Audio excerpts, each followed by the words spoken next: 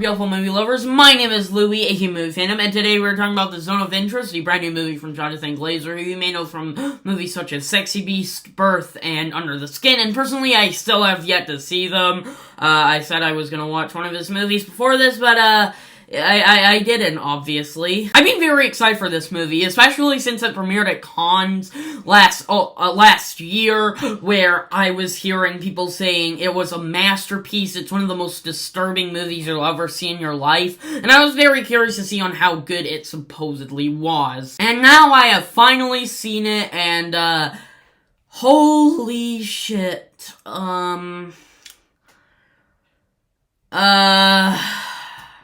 this movie genuinely is horrifying, but it is incredible. I mean, genuinely. This movie is genuinely a near masterpiece for me. In fact, I could even call this a masterpiece in time on rewatches, because this movie is incredible in every way. Really, this movie is incredible. It has an incredible style to present this tragedy in life, and it does it perfectly. This movie is incredible, both artistically and narratively. I'm making up words now like Roald Dahl. This movie left me speechless by the end. When the credits hit, I was genuinely in awe with what I watched. When I was just horrified yet amazed with what I saw.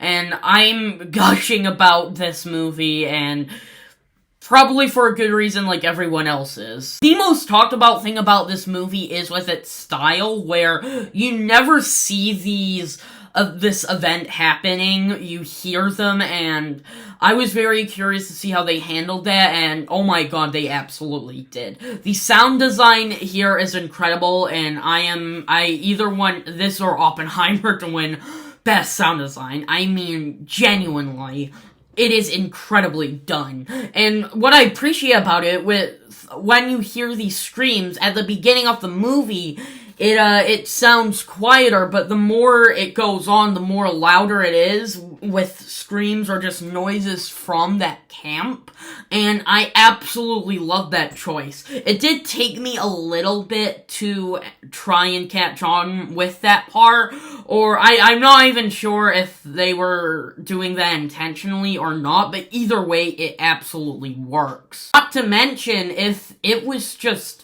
showing these tragedies, then it wouldn't have the same impact, because sometimes just hearing them, then seeing them is more terrifying, because, well, it leaves up to the imagination on what disturbingness could happen, and it absolutely is incredible, and I absolutely love that choice off the movie. It really helped have more of an impact for me, and it made me feel more terrified and tense. I'll mention other styles off it where I loved, particularly with, this, I don't want to say too much with it, but, where a woman from the camp is there working around the house, and them walking by her like it's just normal, that genuinely made me horrified, and us following her, but this is also just a normal day for the family, and I genuinely it was just, man, it genuinely just, I don't know the exact word for this, but still, it absolutely worked. I loved that part of the movie where, well, you know, I feel like I'm not making any sense right now, which I'm definitely not, just like, it genuinely, I mean, it can also be just terrifying in general, where, well, with what I said earlier, just now, and also with the sound design in general, where I was terrified with her pouring in, what was it, gin, I think? I don't know, it kind of looked like it, but with just the sound on her trying to make it perfect genuinely kind of terrified me, and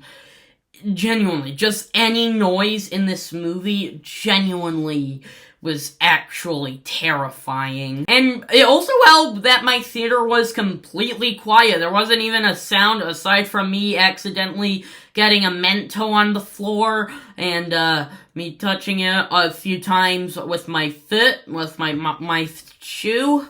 I mean, the atmosphere in this entire movie is just outstanding, and I loved that my theater was quiet, and I'm guessing it may have been for everyone else. Hopefully. And also with other artistic choices was brilliant. I don't want to fully get into them a lot. I will briefly talk about them, though I'm gonna try and, at least try and talk about them less in a spoilerly way. And I love these choices, like I've already said, and even though I'm kind of repeating myself, obviously, I mean, genuinely, and I love these artistic choices a lot, particularly with its opening, where it's, like, for 3, 4, maybe even 5 minutes or so, is just a completely black screen. You don't see anything aside from it being just black, like it's outer space, and with it genuinely had an impact when it got to the actual image of the movie, and also with just hearing sounds, like, the entire sound off it when it is that black screen genuinely kind of remind me on if you are in bed, waking up, your eyes are still partially closed, but you hear noises. And when it cuts to the image, it's like you waking up or going into an absolute nightmare where you are the camera, you are the eye viewing it, you are the one who is viewing this experience, and it genuinely also just, I loved those kind of choices that even though I got confused with some choices, particularly one where I thought it was going to end for some reason, but still, it absolutely worked. And I'll mention other choices where it genuinely goes into, like, an X-ray when you're, well, I don't want to say it particularly, but I'm just gonna say it absolutely worked, and I was confused with it for a little bit, but I did admittedly think that it definitely did work, and I did catch onto it a little more, as it went on, and, I did love that choice. Maybe I'll talk about them in a spoilers kind of way later in the future, but I mean, I did love these choices. Though the thing that got me curious is, outside of those choices, on what would the actual story be like, and I really loved the writing of this movie. Aside from it presenting this tragedy in a different way, it does follow a story on this family where I was expecting them to at least feel guilt remotely, aside from Rudolph Haas, who, by the way, Christian Friedel does an incredible and outstanding performance. He absolutely deserves attention, such as Sandra Hüller does for this movie. They are both outstanding.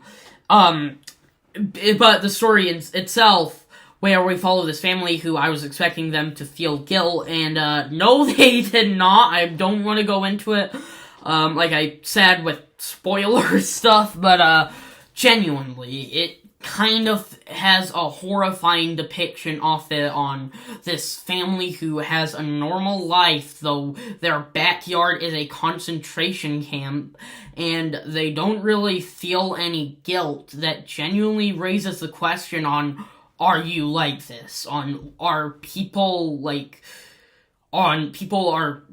people, just normal people, be like this? Like, it was haunting. Like I said, it does a brilliant job, with it, and with the story itself, I did think it worked. while I wasn't as invested in it like I hoped, it was still brilliant, and a lot of scenes won me over. I really loved the writing in this movie, and with them combining a story as well as presenting this tragedy on screen together, I genuinely love it. And the movie itself is visually stunning. Like, they shot this movie, I think, with 10 cameras at a time. That also just makes this family just act natural like a normal family, but also as deep down monsters. And I loved the look of this movie. The camera work is outstanding. The cinematography is gorgeous, and it looked visually stunning with it, I mean, genuinely. I want to mention the scoring here, where it isn't really played a lot, but when it is absolutely effective. And I loved the score for this movie, and I desperately want to add it to my playlist, even though I can't right now.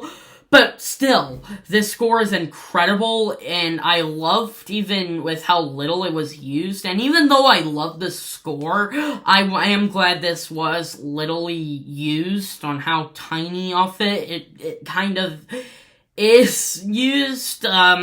I loved the score. Though definitely an issue that people will definitely have for this movie is the pacing, and even with how short this movie surprisingly is at 105 minutes, I did really like this pacing to an extent, though I did have issues with it. With the pacing in general, I liked how slow it was to convey its message to let scenes impact you a little more, to take in, and even though the tragedy doesn't stop, though at the same time, in the second half of the movie, well, mainly when it's near the end, which I did love the end for it, like the third act was brilliant. I did think it kind of ran slow, and I was kind of waiting for it to end, for the most part, but I did really like how kind of slow the pacing was, and at times I didn't really feel the runtime, though definitely it does kind of drag on with its ending, though I did love the ending a lot. It had a horrifying portrayal of, I'm not gonna say it in case it spoils it, but, with, past and present. Well, I'm saying it now, but, still, if I do accidentally spoil this movie for you, and I deeply apologize, but man, though I am definitely going to have to rewatch this movie, especially after knowing what happens, it may help with my viewing experience, so I definitely need to watch this movie again. Though overall, I loved this movie.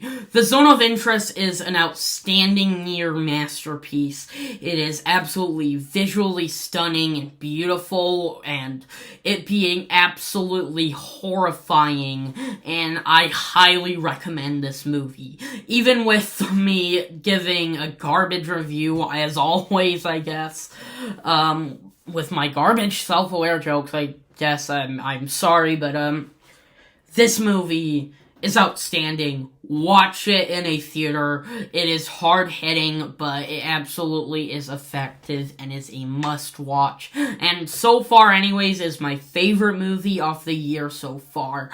Overall, I give The Zone of Interest an A. So, those are my thoughts on The Zone of Interest. What did you think about this movie? Did you love it, hate it? Let's agree, disagree down below in the comments. Come and tell me. My next review will probably be for The Color Purple. I am very excited to review that for you. I hope you enjoyed this, garbage review on a great movie.